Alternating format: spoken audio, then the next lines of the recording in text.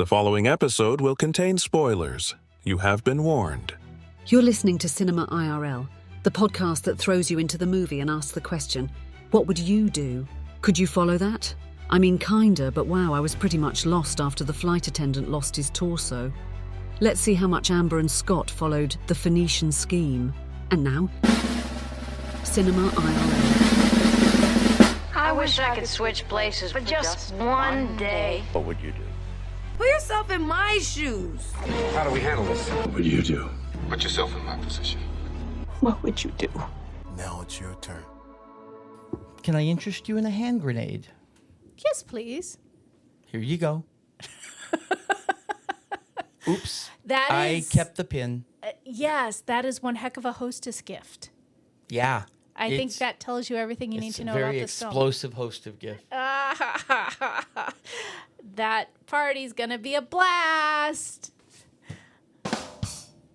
Alrighty, folks. This episode we are talking about the Phoenician Scheme, and this is the worst movie description of them all, which I frequently complain about. Yeah, but say I've seen some bad ones. There have been some terrible ones.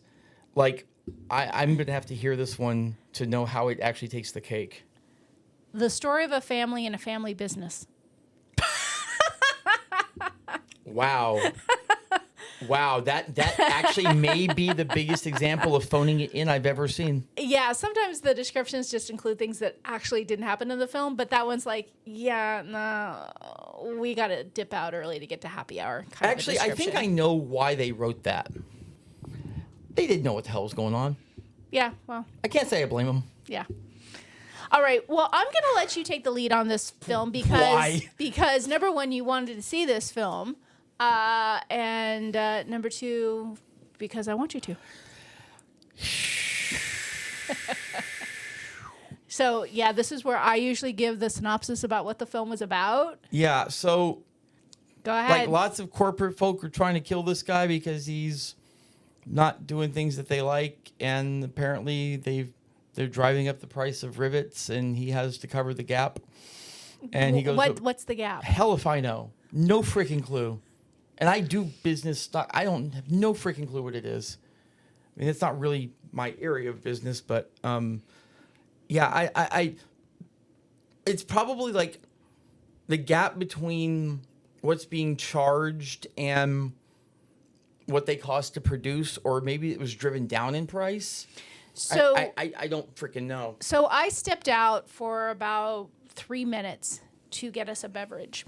And I thought maybe I missed the explanation about what the gap was. And I thought maybe the gap was between what Zsa Zsa Gorda was making now and what he would make if he basically didn't make people be slaves and live in poverty like his daughter, sister Liesl wanted. And I thought maybe that was the gap. Maybe we could have the show notes explain what the gap is. So if the show notes person hears this, explain what the gap is in the Phoenician Scheme. All right. So again, you are in charge here. So I actually didn't have any interest in seeing this film, and I didn't particularly enjoy it. But I know you wanted to, and you were very impressed with the cast. So I'm gonna let you. The cast was insane. Yeah, and so was the cast. What was that other movie? We've walked out of. Megalopolis with Adam Driver. It really does seem that the more names you have in a film, the more likely it is to be a piece of crap. It's like the studio needs a quick hit of income, so it's an income generator, quick income generator or something. Okay, so I didn't hate this as much as you did. But I didn't hate it. I just didn't like it. I'm certainly not putting it in my favorites list. It was beautifully produced. It was the production value in this film was fantastic. The sets were great. The theme of things being in a certain cadence was definitely very unique. Someone definitely put in a lot of effort making this a one-of-a-kind film. It just didn't land with me, and I knew by the trailers it wouldn't. But you take the lead on some what would you do, because honestly, I'm not even sure where to start with this. Yeah, and I'm going to be honest. When we left the theater, I was sitting there thinking, are we even doing an episode on this one? So what would you do if you were taken to basically an orphanage as a young girl and then decided to become a nun, and your somewhat unscrupulous father beckons you to come and wants to give you the family business under a trial arrangement. and the family business basically gets him exploded in a plane frequently. On the regular. Yeah, 6 times that we know of. Well, given the fact that I don't feel as though she was as scrupulous as she might have let on at first, sure. So be a nun or be a ultra wealthy, successful businesswoman? I mean, businesswoman / I mean, there was definitely some crime lord vibes going on here. Oh. Obviously. But I think she thought that, well, she did. If she got a hold of the empire, that she could actually do good with it. So it's one of those it's one of those things where I always tell people, like, when you're poor, don't give donations to charity. Just don't, because what that's doing is that's keeping you poor. If you really want to help the charity, keep your money, use it to grow more money, and by doing that, you'll eventually be able to give more to that charity at the end than you ever would have throughout the time, because you actually built it up. Like, you actually, and I think that was kind of the whole thing here. This was Budgeting 101 with Scott Gerhardt. Yeah. So back to some what would you do's. We have Bjorn, who is Zsa Zsa Gorda's assistant / bug tutor. Michael Yes, you Sa- heard me correct. Tutors him on bugs. Michael Cera in that accent had me the whole time. And it turns out, again, spoilers, people here, that he is actually working for the U.S. government. He's a double agent. Oh no! Well, he starts as a single agent, then Yeah. he moves to a double agent. I don't know. Maybe he wanted a triple eventually. I don't know. Yeah, at the end, he just wanted to make everybody happy. I think he was a people pleaser. So he is feeding information back to the United States, who wants to take down Zsa Zsa Gorda. What would you do if you were a double agent in that situation? I mean, you're actually at the double agent part. Or a secret agent. Secret agent. Let's start with secret. Well, I don't know if I would later reveal the fact that I was a secret agent. I feel like Spy 101 is never reveal that you're a secret agent. That's true. Yeah, he did disclose that without In any rather- sort of torture involved. Yeah, and in rather spectacular fashion too. Like literally everything about him was gone. Yeah. Like the accent, the mustache, it's completely different swagger. Yeah. Yeah, no, I wouldn't reveal that I'm a spy, ever. I think that's a good rule. Is you just don't blurt out that, hey, I'm not really who I am, and I've been trying to take you down. That doesn't seem like a wise move. Something else that's also not a wise move, even if you have a nun on your side, Right? I don't know if it's the best plan to wager up a huge bag of cash against something else that really actually amounts to a bag of cash as well, by them covering part of the gap, on your teammate, the prince of something, wherever they were, being able to make Prince Farouk. a nearly half-court basketball shot when he has straight up said, I've never played basketball before. I thought that was actually a setup, and that really he was a basketball pro. But Even if you're a basketball pro, a half-court shot is no freaking, like, I could do it. but like he's like, I've done it many times. We have a nun. It's fine. It'll work out. See, that's the thing. This guy is the ultimate. It's fine. It'll work out. Zsa Zsa Gorda? Yeah. He just always like Because people make things work out because they fear him and don't want to get killed. Yeah, he's always. I mean, like no matter what it is, even if the odds were like insanely stacked against him, he's like, it's fine. This will work out. It'll be. I think he's done a lot of personal development work and developed his mindfulness practice to be able to be calm and accepting of whatever the universe sends his way. Whatever happens, happens. So another interesting what would you do here, and yes, I've taken the lead here because you're not really going anywhere with this. Yeah, is- but say you're the play-by-play. I'm the color. Okay, so the Zsa Zsa Gorda has, I don't know, a hobby maybe of adopting young boys. And and there's a dormitory across the street from his house. So they don't live with him. He has a dormitory for them. And they never said how many were adopted, how many were his. Yes, some are his boys. A lot he's adopted, and he just wants to see who turns out to be the best one. Doesn't matter if it's if the kid is adopted or is real blood. He just wants to see who's going to be the smartest. Playing best the one. odds. Yeah. Just playing the odds. So if you were a kid in that situation, adopted and thrown into this basically managed orphanage. They call it a dormitory, but he's basically taken them from one orphanage into another because they're not allowed to live with him. How would you feel about that if you were one of those boys? Well, let's see. Daddy Especially if you were one that was actually legitimately his kid. Yeah, Daddy does seem to be providing a pretty good living for everyone. Like, he doesn't want us around, and he's giving us money. Okay, so... Well, he's not giving them money. Well, he's taking care of them somehow, obviously. Yeah, and they have subpar soup. Subpar soup, just like Annie. Well, I don't know if it's Little subpar. orphan He said Annie. it was exceptionally better. Apparently, they had At the house. two chefs, a French one and a Belgian Yeah, chef. and the Belgian one gave them sloppy soup. I mean, can you imagine? I thought the Belgian one gave him good soup. I couldn't follow. Okay, so back to my question.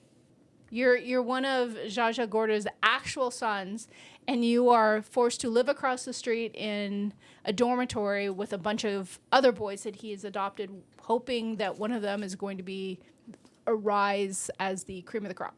I mean, honestly, it boils down to what's my living situation. Like, You're fine with that as long as you have clothing on your back and soup in your tummy? oh no, I want a little more than that. like if you want to be an absentee father, fine. An absentee father who lives across the street.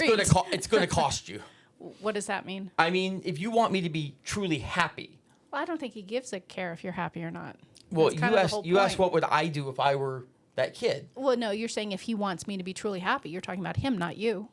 He doesn't Yeah, care no, if I you're said happy. if Zsa Zsa wants me as the kid to Well, really be happy. I don't think he cares about you being happy. That's what I keep saying is, what would you do? Okay, You're but talking about him. My point is if he's throwing enough money at that and I'm living a good life, like it would have to be a exceptional life. I mean, you're getting food and a bed. I mean, don't if that's know all if you're living getting, a then no, good, yeah. good exceptional life. Yeah, I'm not going to like that. You're getting the life in the movie. So, But I mean, it's not like we saw that much for the kids. I mean, they lived in a dormitory across the street, and they were only allowed over on special occasions. I mean, in fairness, their dad was kind of a piece of crap. So, I mean, it was maybe to their benefit. Yeah, I can see a case for that. So, yeah, I mean, frankly, I've always said this: money can't buy happiness, but it can damn sure rent it. So, yeah, if I'm not getting my love of my father, or in some cases their mothers were dead, it seemed there were multiple dead mothers. 3, yes, all 3 of his wives died. So, yeah, I mean, if I've got a big screen TV and all the cool gadgets and all the things, and Why do you think they have cool gadgets? I don't. didn't see them with I said if. I didn't see them with Game Boys and. Yeah, if they don't have any of that crap and they're just VR sets? a whatever existence, then I mean, I'm not. Here's the thing: I'm not going to like it, but what am I going to do about it? I'm a minor. Yeah. Trust me, there are plenty of what would you do's I had in my life from the age of 0 to 18, or I should say 0 to 17, where I definitely would have done something other than what my parents did, for sure. But I was a minor, so didn't really have a choice. And if your dad's going to be a piece of crap, well, you don't have a choice about that. Yeah.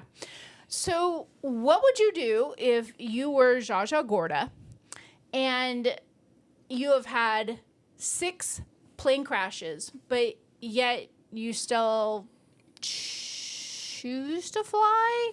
I would say need to fly, but I mean, okay, yeah, he has business other places, but he's just kind of that nonchalant attitude you mentioned too earlier. It's like, well, whatever will happen to happen, and he survived six assassination attempts with planes going down. You think he was gonna go full John Madden?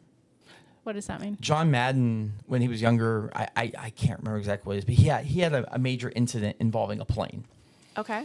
And after that, he never flew again, ever.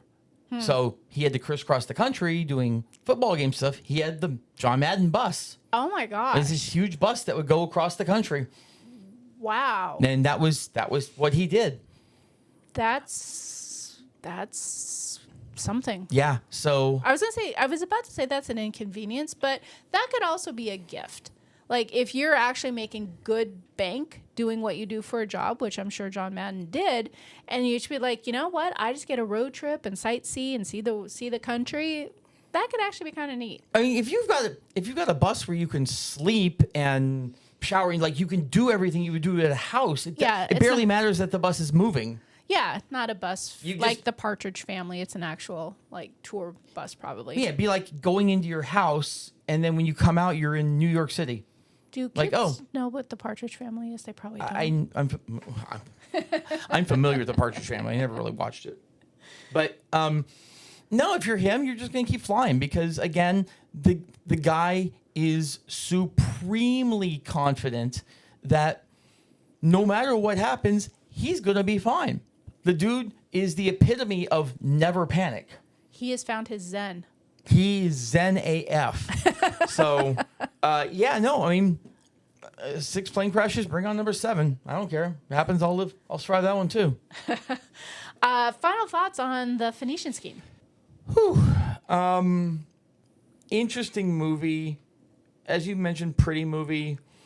Like, I think you just don't try to understand it. Like, The woman in front of us brought her daughter who looked like she was maybe 12. Don't bring a kid to this film. no. You're gonna struggle even if you're an adult. I mean, not that it was confusing or anything like that. It was one of those kinds of films, and you're either gonna love it or you're gonna be like, huh, okay, well that happened. And I think we were like, huh, well, that happened. We hope you enjoyed our episode. Thank you for listening. And to catch all the new episodes, please subscribe. We release 2 to 3 episodes weekly, so we'll have new content regularly. Until next time.